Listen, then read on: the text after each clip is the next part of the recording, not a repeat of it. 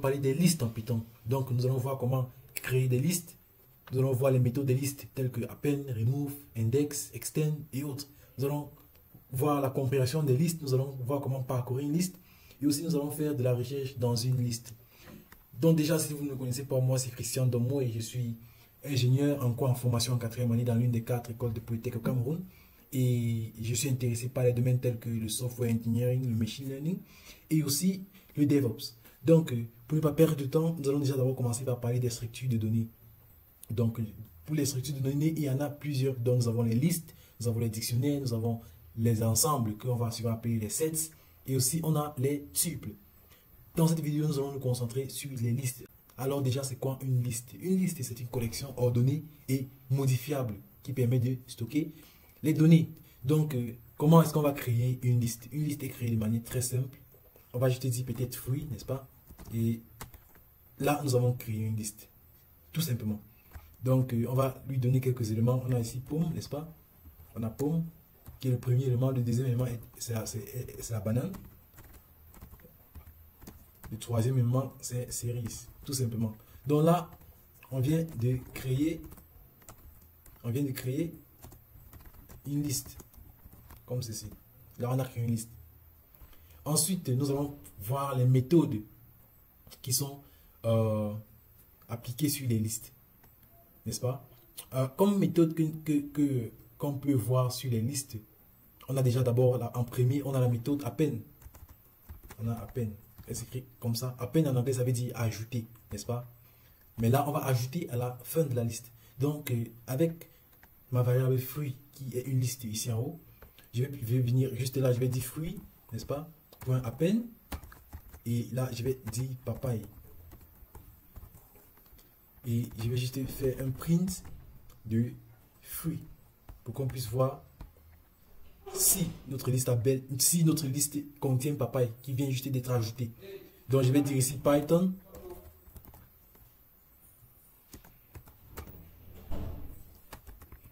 liste comme ceci. Donc je vais exécuter ce code. Donc on voit ici nous avons pomme, banane, cerise et papaye. Donc papaye a bel et bien été ajouté. Ensuite nous avons la fonction extend. La fonction extend, c'est bon, une méthode, la méthode extend, n'est-ce pas? Je vais dire ici extend, comme ceci. Et là, je vais dire fruit.extend.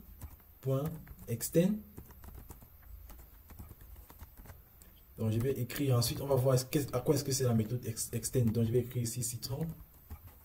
Et là, je vais écrire aussi ici, on peut encore voir goyave, n'est-ce pas? Et là, je vais encore exécuter ce code pour voir à quoi est-ce que c'est la méthode extend. Donc, on peut voir ici qu'on a pomme, on a banane, on a cerise, on a papaye, et ensuite nous avons citron et goyave. Comme vous pouvez le constater ici, la méthode extend va fusionner deux listes, n'est-ce pas? Nous avons ici la première liste qui est citron et goyave, et la deuxième liste qui est fruits. Je pourrais le faire autrement, je pourrais juste dire, liste 2 est égal à, je copie le contenu qui est dans cette parenthèse, je le copie ici et à la place je passe ici liste 2 comme ceci. Si j'exécute, vous voyez, on a exactement le même résultat. Donc en gros, la méthode extend, elle va nous permettre de fusionner deux listes pour en faire qu'une seule, n'est-ce pas? Donc je pense que c'est bon pour extend. Ensuite nous allons voir la méthode insert, n'est-ce pas? On va voir la méthode insert. La méthode insert permet aussi de augmenter un élément dans une liste, mais à la différence, elle va nous permettre de préciser l'index, n'est-ce pas? Elle va nous permettre de préciser l'index. Pour vous parler un peu des index, pour vous montrer de quoi est-ce qu'il est question, chaque élément dans une liste a un index. Par exemple, ici, pomme à l'index 0, n'est-ce pas? Ici, pomme à l'index 0, je vais juste commenter la ligne, comme ceci. Ici, pomme à l'index 0, banane à l'index 1, donc on a ici 0, n'est-ce pas? Banane à 1 et cerise à 2 au fur et à mesure. Donc, en Python, les index des listes vont toujours commencer par 0. C'est une convention. Et on va utiliser la méthode insert pour pouvoir insérer un élément à un index bien précis. Donc, je vais juste décommenter cette ligne-ci. Et on va utiliser la méthode insert. C'est écrit comme ça. On va dire insert. J'ai oublié le S. Et on va insérer, en fait. Donc, c'est ça que ça veut dire. Insert veut dire insérer en français. Donc, on va dire fruits.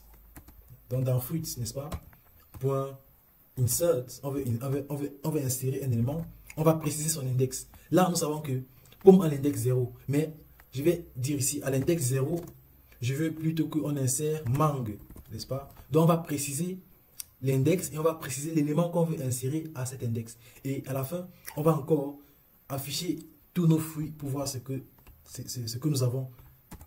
Donc, on va voir ici, on a mangue. Je pense que j'ai oublié le U ici. Donc, on a mangue, on a pomme, vous voyez. Donc, là, j'ai précisé l'index. Si je veux l'insérer à l'index 1, n'est-ce pas, je vais juste vérifier. Je vais juste changer l'index à ce niveau-ci, n'est-ce pas? Et on va encore vérifier ça juste dans le terminal. On va voir mangue a été inséré à 1. Donc, c'est ça que c'est la méthode insert. Ensuite, on aura la méthode remove, n'est-ce pas? On va dire que, est-ce qu'on veut bien retirer un élément dans notre liste? Est-ce qu'on veut retirer un élément dans notre liste? Donc, on va dire fruits.remove et on va juste préciser l'élément. Là, je vais retirer series à ce niveau-ci. Je vais dire ici que je vais retirer l'élément series, comme ceci. Et là, je vais exécuter le code. Et on voit bien que nous avons series à ce niveau-ci. Mais lorsque j'exécute le code, on voit que series disparaît, n'est-ce pas? Là, on vient d'utiliser la méthode remove pour retirer un élément. Ensuite, on va utiliser la méthode pop, n'est-ce pas? On va utiliser la méthode pop. Donc, je vais dire ici pop, comme c'est écrit comme ça. Pop veut dire retirer un élément, mais aussi retourner l'élément qui a été retiré, n'est-ce pas? Donc, par défaut, la méthode pop va retirer le dernier élément et va nous le retourner. Donc, je vais juste dire ici peut-être élément, n'est-ce pas, est égal à fruits.pop et je vais juste faire un print de cet élément pour voir quel élément nous a été retourné. Donc, je vais faire ça. C'est goyave qui nous a été retiré. Pourquoi? Parce que goyave, c'était notre dernier élément. Goyave, c'était notre dernier élément. Donc, le pop va juste retirer le dernier élément qui est dans la liste si on ne précise aucun. Si on ne précise pas l'élément qu'on veut retirer. Mais par contre, si je veux retirer peut-être la banane, n'est-ce pas? Je vais préciser ici banane. Comme ceci. Et ça va retirer la banane de la liste. Et ça va me retourner l'élément qui a été retiré, qu'il s'agit de la banane. Donc là, j'ai une erreur. Cannot be interpreted by integer. Ok, avec le pop, on va utiliser l'index. Donc, l'index de banane ici, c'est 1. Donc, je vais juste passer 1 ici. Donc, je vais encore exécuter ce code. Vous voyez, là, on a mangue. Ok. Il faut se rappeler aussi ici qu'on avait inséré mangue à l'index 1. Donc, c'est normal que ça nous retourne mangue. Ensuite, nous avons la méthode clear qui va s'écrire comme ça. Oh, désolé. La méthode clear qui va s'écrire comme ça. La méthode clear va nous permettre de supprimer tous les éléments de la liste. Donc, je vais juste faire fruits.clear tout simplement. Et là, je vais encore afficher fruits pour qu'on puisse voir le contenu. Et on va voir que la liste, elle est vide. Là, on a supprimé tous les éléments de la liste.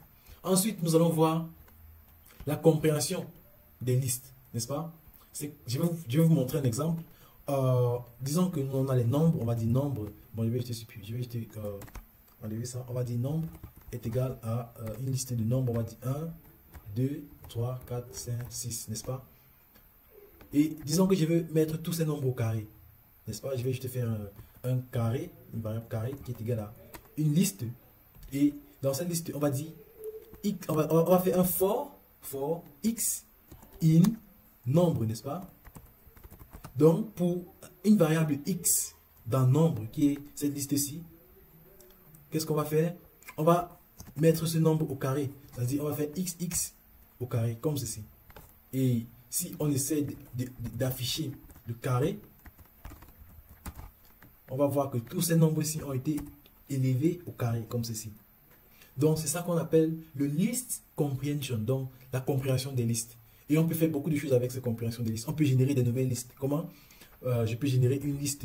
Je vais dire, par exemple, je vais dire ici liste générée, n'est-ce pas? Je vais générer une liste de 0. Je vais juste for 0 in range, par exemple. In range, Je vais dire 1000, n'est-ce pas? Bon, 1000 c'est un peu trop beaucoup. Je vais dire 100. Et là, qu'est-ce qu'on va faire? On va dire 0, tout simplement. Donc, ça sera une liste de 0, mais une liste qui contient 100 zéros. Par exemple, imaginez que vous deviez peut-être travailler avec une liste qui contient 100 zéros. Et normalement, l'écrit est censé être compliqué. Ce qu'on va juste faire, c'est qu'on va le générer. Et si j'exécute encore ce code, vous voyez, là, on a for I in, ok, j'ai oublié, for, je vais dire ici, I, dans la rangée 0, on va ajouter 10, 0, n'est-ce pas? Donc, je vais réexécuter ce code. Là, on va voir, on a une liste ici de 100 zéros. On peut faire mieux. On peut faire une liste de 1 à 100, tout simplement, juste en augmentant le i ici. Et là, on va faire ça. Donc, ça va aller de 0 jusqu'à 99, tout simplement. Donc, ça, on appelle ça le list comprehension. Ensuite, je vais vous montrer comment parcourir une liste, n'est-ce pas? Comment est-ce qu'on parcourt les listes? Je vais parcourir la liste en utilisant l'index et l'élément. Donc, je vais vous montrer l'index et l'élément de chaque liste que je vais parcourir. Donc, je vais juste venir ici, je vais vous montrer comment on utilise le enumerate. Enumerate, c'est comme ça que ça s'écrit. C'est comme ça, c'est avec cette méthode-ci qu'on va pouvoir parcourir à la fois les éléments d'une liste et aussi les index qui sont cachés derrière ces éléments-ci. Donc, je vais juste faire un for, n'est-ce pas? For index element, donc élément, in, nombre, comme ceci. Qu'est-ce qu'on va faire? On va juste faire print. Et on va faire, on va afficher ici l'index et l'élément en question. Tout simplement. Donc, je vais exécuter ce code. On dit index element cannot unpack non iterable object. Ok, j'ai oublié d'utiliser la fonction enumerate à ce niveau-ci. Donc, enumerate comme ceci. Et là, on va juste faire ça. Et vous voyez, on va vous dire ça que 0 est à la 0 contient 1. 1 contient 2. Donc, de ce côté-ci, nous avons les index. La première colonne, ce sont les index. Et la deuxième colonne, ce sont les éléments de la liste. Par exemple, si vous voyez ici, je modifie, je mets peut-être 1000 et je réexécute ce code.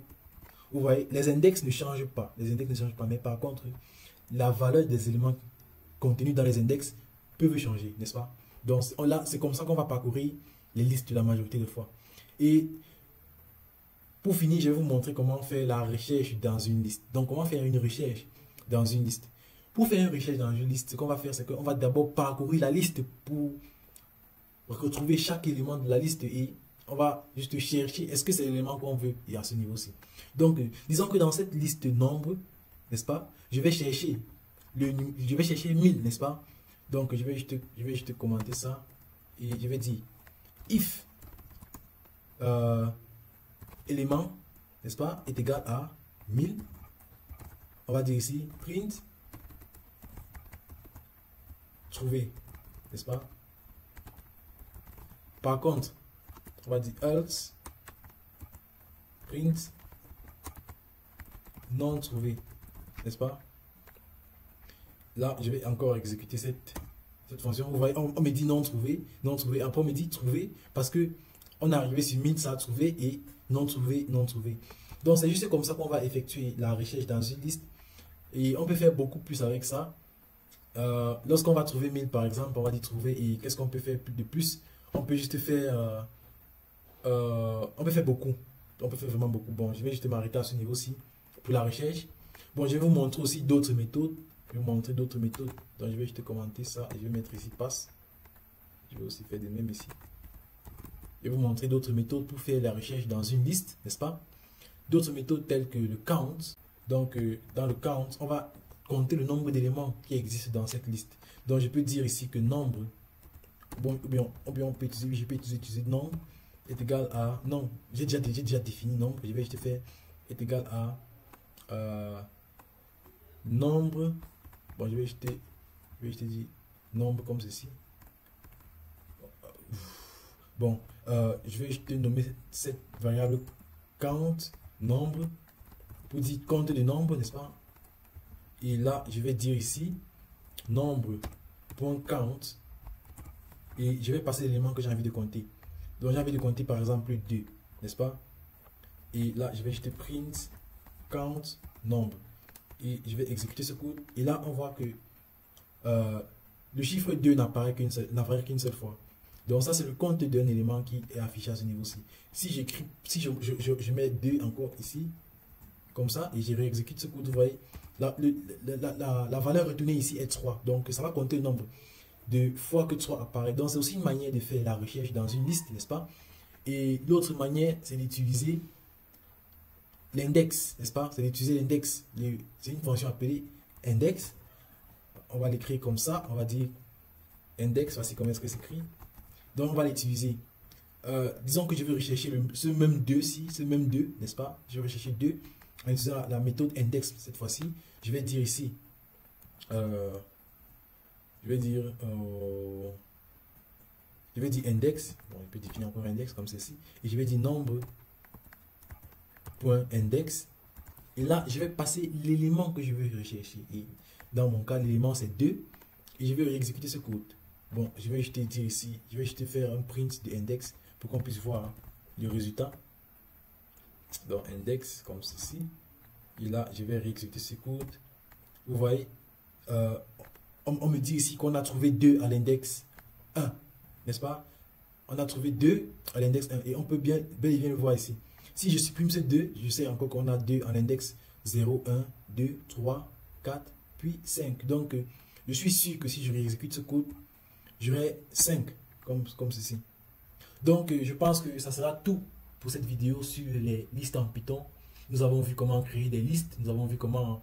nous avons vu plusieurs méthodes sur les listes telles que le append, le extend, le insert, le remove, le pop, le clear, le enumerate pour parcourir les listes. Nous avons vu comment faire la recherche dans les listes en utilisant le count, n'est-ce pas? Nous avons aussi vu l'index, n'est-ce pas? Donc, ça sera tout pour cette vidéo. Je vous remercie de vous avoir suivi jusqu'à la fin et je vous demande de liker si elle vous a plu et aussi de partager avec vos contacts. Et surtout, n'oubliez pas de cliquer sur la cloche de notification pour ne manquer aucune de mes prochaines vidéos. Ciao!